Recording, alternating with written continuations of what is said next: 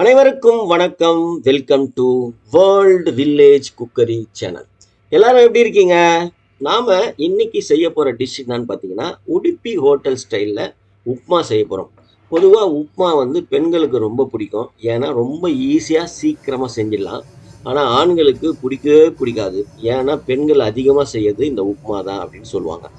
ஆனா, இந்த உடுப்பி ஸ்டைல்ல உப்மா நீங்க வீட்ல செஞ்சு சாப்பிட்டு பார்த்தீங்கன்னா, ரொம்ப சூப்பரா இருக்கும்.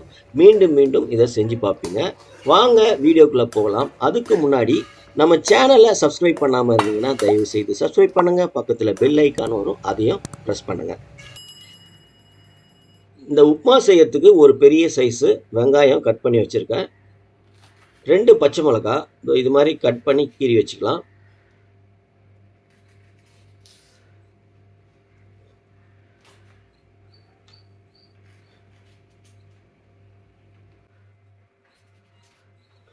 கொஞ்சம் கொத்தமல்லி நல்லா பொடியா கட் பண்ணிக்கலாம். அப்புறம் கருவேப்பிலை. கொஞ்சம் போல இஞ்சி. இந்த உப்புமா செய்யறதுக்கு நான் வந்து ஒரு கப்பு, அதாவது ஒரு ஆழாக்கு, ஒரு கிளாஸ்ன்னு வச்சுங்களேன், ரவை எடுத்திருக்கேன். இது ரோஸ்டட் ரவாவாக இருந்தாலும் நம்ம இந்த ரவாவை வறுத்து செஞ்சோன்னா உப்புமா சூப்பராக வரும். வறுக்கும் போது ஒரு அரை ஸ்பூன் நெய் ஊற்றிட்டு சிம்மில் வச்சுட்டு நல்லா பொன்னிறமாக அதுலேருந்து ஒரு வாசம் வரும். அந்த வாசம் வர வரைக்கும் அழகாக பொறுமையாக வறுத்துட்டு உப்புமா செஞ்சிங்கன்னா உப்புமா வேறு லெவலில் இருக்கும்.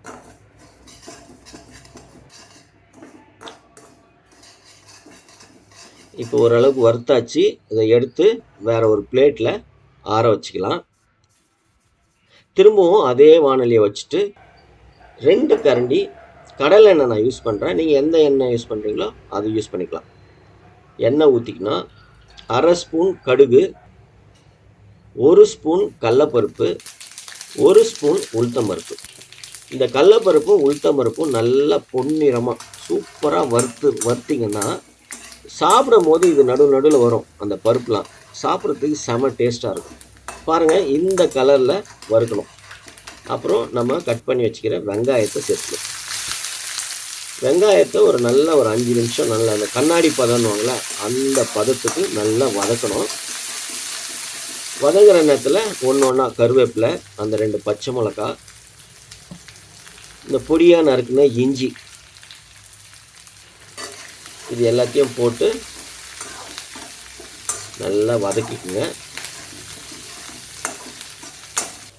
அப்புறம் இப்போ நல்லா வதங்கினதுக்கப்புறம் 1 கப்பு ரவைக்கு 2.25 கப்பு தண்ணி அளவு இதுதான். தண்ணி ஊற்றிட்டு தேவையான அளவு உப்பு போட்டுங்க. கொஞ்ச நேரம் மூடி வைங்க, கொதிக்கட்டும். இப்போ பாருங்கள், இது மாதிரி நல்லா சலன்னு கொதிக்கணும். இந்த கொதிக்கிற நேரத்தில் ரவையை இது மாதிரி ஒரு சைடில் ஒரு கையில் கிளறிக்கினே கொஞ்சம் கொஞ்சமாக ரவையை சேர்க்கணும். இல்லைன்னா கட்டி ஆகிடும். அப்புறம் நம்ம கட்டியை உடச்சின்னு இருக்கணும். இது மாதிரி சேர்த்திங்கன்னா கட்டி ஆகாது. கரெக்டாக ஒரு 2 நிமிஷம் அப்படியே மெதுவாக சிம்மில் வச்சு அப்படியே நீங்கள் கிளறி விட்டுக்கினே இருந்தீங்கன்னா கிட்டத்தட்ட உப்புமா ரெடி ஆகிடும். 2 நிமிஷத்தில் வெந்துடும் ரவை.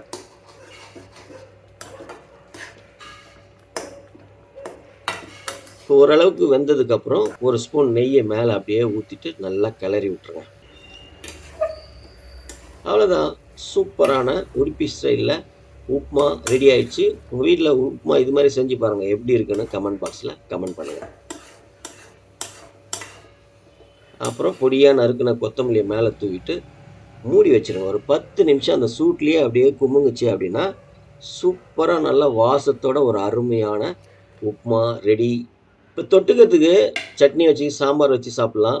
இப்போ நான் வந்து சர்க்கரை வச்சுருக்கேன். அதே மாதிரி இட்லி பொடி கூட வச்சுட்டு நல்லெண்ணெய் ஊற்றின்னு வச்சு தொட்டுன்னு சாப்பிட்டா சூப்பராக இருக்கும்.